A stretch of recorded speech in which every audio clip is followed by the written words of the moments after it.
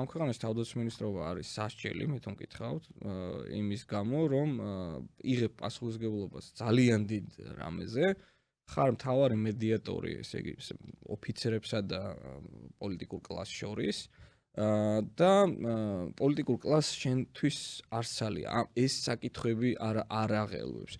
ეს არ არის ახალი, ეხლა რასაც მე ვამბობ, იგივე პრობლემაზე შეიძლება დაგელაპარაკოთ თქვენ, ამერიკელი ოფიცერი, უკრაინელი ოფიცერი, არ ვიცი, ბელგიელი ოფიცერი, რომელიც გეტყვის, რომ კი სამწუხაროდ ჩვენ რადგან ომი არის დაზღვევის ტიპის რაღაცაა, ხო გესმით, ისეთი რამე, რომელიც არის რეალიზდება თუ არა და ამ დროს ძალიან ძვირია. ზედმეტობაში იხდი ფულს. redundancy რო ამბობენ, აი ესეთი რამეა, ხო? განსაკუთრებით როცა დიდ მოწინააღმდეგესთან საკუთარ ტერიტორიაზე ომი გიწევს, იქ სამოქალაქო თავდაცვის ინფრასტრუქტურა უნდა შექმნა, რომელიც შეიძლება არასოდეს არ გამოგადგეს, რომელიც ძალიან ძვირია და ასე შემდეგ.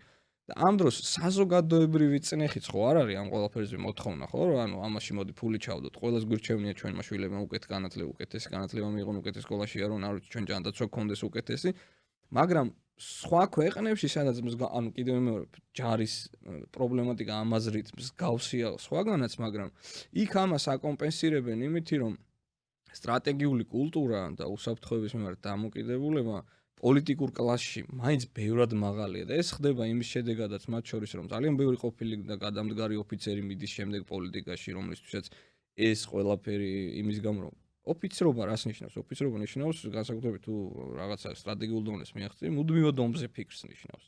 და როცა შენ ამაზრებით მიდიხარ და ადამიანებს, რომელსაც ამ თემებზე არასოდეს არ უფიქრეთ, ამას უზიარებ, შეიძლება უბრალოდ ჩათვალო, რომ გიჟი ხარ. მეც კი დამიჭერია ჩემი თავი ამ ამბავში, რომ შენ სულ ომზე რატო ლაპარაკობ? ამ დროს ეს არის იმ ადამიანების საქმე.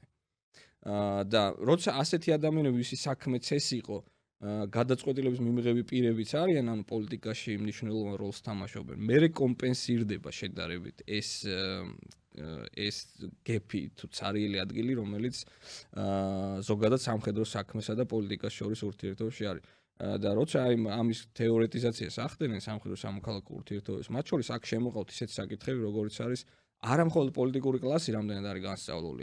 მაგალითად ფინელებს პირდაპირ სტანდარტი აქვთ რა, რომ აი მინიმუმ რა რაოდენობის პოლიტიკოსი უნდა იყოს, რომელსაც სამხედრო საქმესთან აი ასეთი ფორმით შეხება. კოტები ვით აქვთ?